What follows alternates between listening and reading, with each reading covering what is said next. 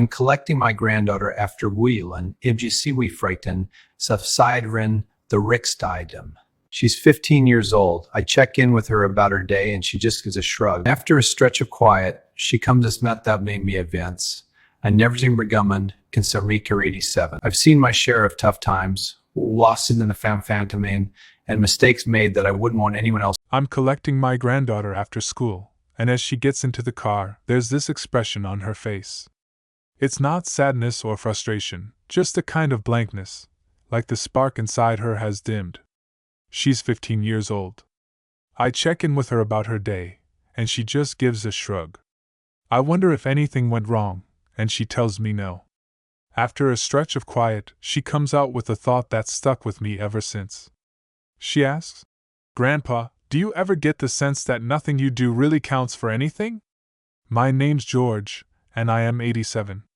I've seen my share of tough times, wars, economic downturns, losses in the family, and mistakes I've made that I wouldn't want anyone else to go through. That question from her really got to me, because it's one I've wrestled with plenty of times myself. The key difference is that I'm near the end of my journey, reflecting on what's behind me, while she's just starting out, gazing ahead. And in bridging those viewpoints, I believe I've come to grasp something truly valuable. We exist in a society that's fixated on making a difference. Folks are always striving to create a legacy, transform society, or ensure they're not forgotten. It's all around us. Individuals pursue jobs they believe will give them importance. They share things on the internet in search of approval.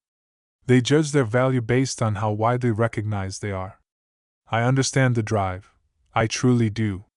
But after almost 90 years here, this is what I've come to realize. The stuff that truly counts seldom seems important in the moment. Allow me to share a story about my neighbor, Margaret. She was 3 doors down from our place for 42 years.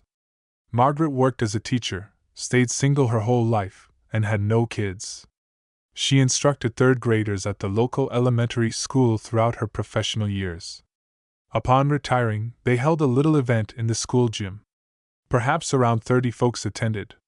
No film crews, no memorable talks. She received a simple plaque and some flowers.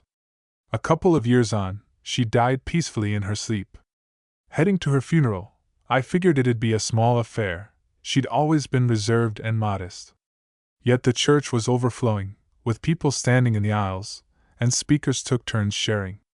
There was a physician who credited Margaret with being the first to make him believe in his own intelligence. A lady leading a charity organization explained how Margaret had taught her to read after others had written her off. A gentleman in his 50s showed up with his daughter and shared that he'd chosen teaching as a career thanks to Margaret. Tale after tale emerged, of paths redirected, lives improved, all from a lady who figured she was simply fulfilling her role. Margaret didn't set out to revolutionize anything. She avoided the limelight.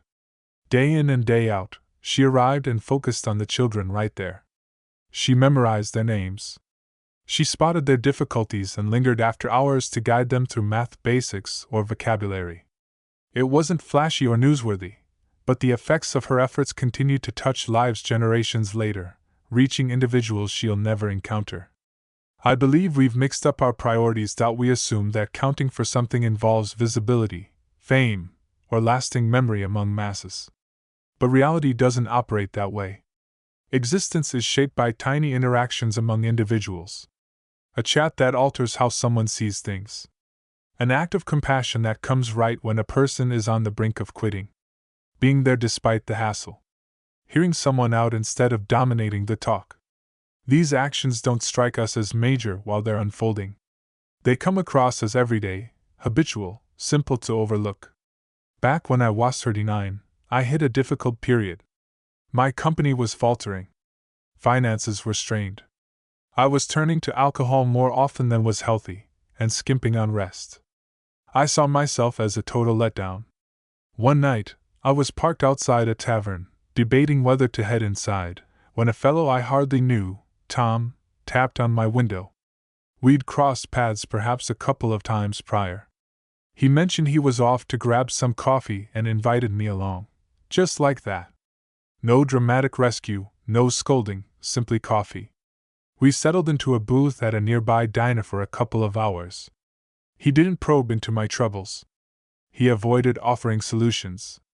He just chatted about regular stuff, his children, a novel he was into, a vacation from way back. Somehow, amid that perfectly normal exchange, a calm came over me. I skipped the tavern and drove home instead. I don't recall every detail of our discussion, but that instance made a difference. It shifted the course of my evening, and possibly my whole path, while Tom likely didn't think twice about it come morning. That's the essence of making an impact. It's rarely theatrical. It doesn't declare its arrival. There won't be an alert notifying you that your action transformed somebody's existence. Often, you'll remain unaware. You'll perform a gesture that seems minor to you, but it's monumental for them, and you'll carry on, assuming it was insignificant. My wife, Eleonora, had a habit of sending handwritten notes, the kind with actual postage. She'd pen messages to our children during their college days. She'd reach out to longtime pals she hadn't seen in ages. Cousins, folks nearby, whoever popped into her thoughts. I'd rib her gently about it, saying, "Hon, we've got phones these days. Give them a ring." She'd just grin and continue. Following her death, I discovered stacks of replies people had sent her. Nearly every one highlighted the value of her correspondence, how they'd held on to specific ones for years, rereading them in tough periods. She wasn't aiming to leave a mark. She was merely connecting, yet her influence was profound. This is what I regret not hearing earlier in life. You don't require an extraordinary existence to count. Actually, it's better if you don't. The demand to be outstanding, to distinguish yourself, to create a huge wave, that kind of expectation weighs people down. It leads them to think their regular routine falls short. As if being reliable for your loved ones, performing your duties with integrity, showing courtesy to those you don't know, as if those don't add up without being wrapped in something showy.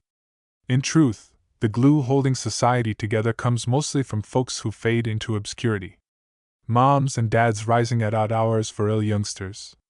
Employees arriving punctually and executing their tasks effectively. Buddies who reach out upon sensing distress. Those who give time to dish out food, tidy public spaces, or stop by medical centers. Citizens who cast ballots, sort recyclables, or wheel back trolleys at stores. These modest, unnoticed deeds prevent chaos from taking over. If you're wondering about your own significance, turn to those around you. Are you truly engaged with them? Do you speak truthfully? Do you offer gentleness without obligation? Do you honor your commitments? Do you allow space for their struggles? Do you share in their happiness? Such inquiries won't earn you fame or followers. They won't elevate your status or widen your reach, but they'll reveal if your days held genuine value. That query from my granddaughter has lingered with me. Does any of it really count? I've come to see that the query misses the point. When we ponder our worth, we often mean on a large, quantifiable scale, being vital, powerful, remarkable. Yet significance isn't like that. It's subtler. It's intimate. It's recognizing that whether you're there or not truly affects actual individuals. My grandson, at age 7, was petrified of swimming pools, wouldn't step near one. During one summer, I dedicated 3 weeks to 15 minutes daily, simply standing beside him in the shallow part. No urging, no lessons. I was just present as he adjusted. By summer's close, he was paddling around. He's 23 now and likely has no recollection of those brief times. I remember, though, knowing that my calm presence might have kept that anxiety from lingering. That's what counting means, not for show, but for authenticity. As I age, it becomes clearer that much of what we pursue is fleeting. Prestige evaporates. Success is dim. Folks lose track of your feats quicker than expected. What lingers, though, is the way you affected their emotions. They recall your reliability. They remember being noticed when they felt overlooked. These elements endure, rippling outward in unforeseen manners. Just last week at the supermarket, the cashier, a young lady, appeared worn out, with shadows beneath her eyes and sluggish movements. I could have completed my purchase and gone, but I genuinely inquired about her well-being, not the casual toss-off we all use. She seemed taken aback, then teary. She shared that double shifts were necessary due to her mom's illness. We conversed briefly, maybe 3 minutes. I assured her that her efforts were admirable, that her mother was fortunate. As I departed, she expressed thanks repeatedly. Did our exchange reshape the globe? Hardly. But in that instant, I believe it meant something to her. So, to my granddaughter, and perhaps to you, my response is affirmative. Your actions do count, though likely not in the grand manners you imagine. They count in the little instances, the unflashy ones, the kinds you skip sharing online or listing on applications. They count when you opt for understanding rather than irritation. When honesty prevails over convenience. When you lend a hand unseen. When you remain despite easier exits. No need for your existence to be dramatic to hold weight. It simply needs sincerity, engagement, compassion. That's tougher than it appears, since it demands focus, presence amid fatigue, concern despite discomfort. Yet that's the home of true meaning, not under bright lights, but in the consistent, hushed effort of connecting as people. At 87, my time is limited. Reflecting on my legacy, I skip thoughts of honors or acclaim. Instead, I consider those I cherish deeply. The times I was completely there. The helps given without fanfare. The discussions where I truly heard, those hold the value. Those will endure beyond me. If this resonates, I'd be grateful if you passed along this message to somebody who could use it. Leave a note sharing one minor aspect you'll focus on more. And consider following for additional talks like this. I've still got some insights to offer before wrapping up, and I'd prefer sharing them with folks eager to hear.